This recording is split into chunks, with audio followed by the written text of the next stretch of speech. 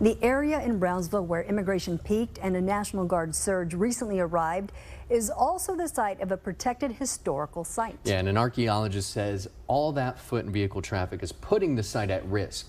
Christian Von Preissing joins us live near Fort Brown to explain. Rudy, that site's just a couple hundred yards down this way.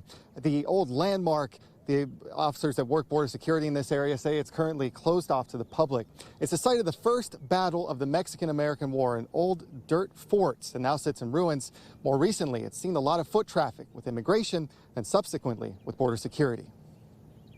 Down the levee just south of UTRGV in Brownsville, there are ruins, remains of a fort the U.S. built along the Rio Grande, and the site of a first battle that led to a war, which would lead to events that would forever change the face of the North American continent. Rolando Garza explains what it looked like. Here are the standing ruins. A U.S. fort in a contested stretch of river that looked over Mexican-held Matamoros. Mexico started a bombardment on May the 3rd. Garza is a board member at the Brownsville Heritage Museum.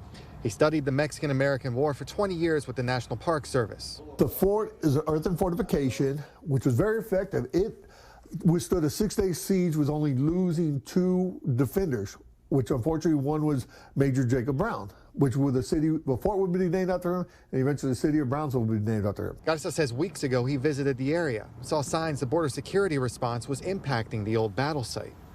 There's definitely evidence that they were driving over the ruins. And I saw parked vehicles right there next to them, and yeah, there's just traffic, UTVs, DPS trucks, and part National Guard. Now there's a fence along the boundary of the protected National Historic Landmark, owned by the International Boundary and Water Commission. We definitely identify intact subsurface archaeological record underneath the driving range. So out there in the driving range. So the fencing protects the standing ruins, but there is archaeological resources outside of that fencing that need protection. We reached out to the IBWC and the city of Brownsville, which owns the golf course. We've yet to hear back. During his visit Friday, we asked Governor Abbott about the site. We revere our national and state monuments and want to make sure they're protected. And at the state level, we're working to make sure that gets done. And we're happy to collaborate with the feds to ensure that also.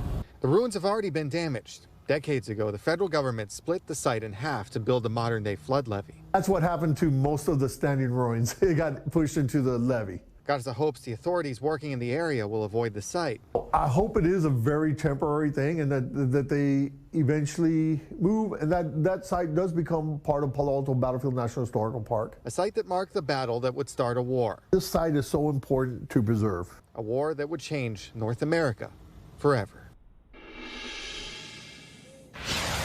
And as far as the landmark's future, legislation has passed that would transfer the property from the International Boundary and Water Commission to the National Park Service under Palo Alto Battlefield.